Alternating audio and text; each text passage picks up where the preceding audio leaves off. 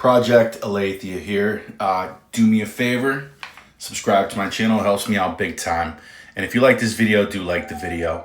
We're going to look at something that hits really home to me. I grew up in a Christian family as in a dispensational home for many years until I became old enough to actually read the Bible for myself, taking more of a scholarly, intellectual approach, which led me to Presbyterianism.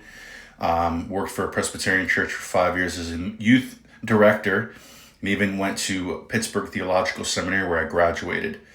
And I got to the point where I realized the Presbyterian church is no longer what I thought it was. And this young man here, he's going to be a Presbyterian minister. I'm glad he's involved. But this idea, we're going to watch this video, he kind of alludes to what so many younger, ambitious people, in particular young men who go into the Presbyterian church, this is the optimism that they have.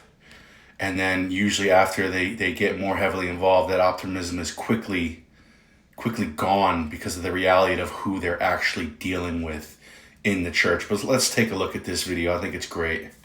5 reasons why America is Presbyterian. 1. John Witherspoon was a Presbyterian minister, the only minister to sign the Declaration of Independence. He was known as America's pastor during the war and was president of Princeton, which is a Presbyterian school. 2. Lex Rex, or rule of law. This concept comes from a book written by Samuel Rutherford, one of the most important Presbyterian theologians, who said it's okay to resist unjust kings. His book was used by the Founding Fathers to justify founding America. 3. The Scottish were Presbyterian and had experience resisting the king because of that, so they were big supporters of the Revolution. 4. Presbyterian church government with its representative democracy and checks and balances was a big inspiration for the Constitution. 5. America's top Ivy League schools like Harvard, Yale, and Princeton were founded by Calvinists to train Presbyterian ministers. It's for these reasons that the British called the Revolution the Presbyterian Revolt.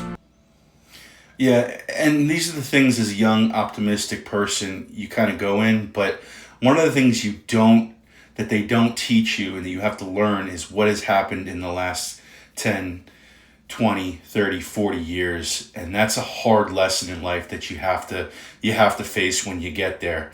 And you have to ask yourself the question, after being personally invested in building my career around this, is this still worth my time? It's a tough question, but I do appreciate Redeemed Zoomer, and I do pray for him, and I hope to see some revival, certainly in the Presbyterian Church.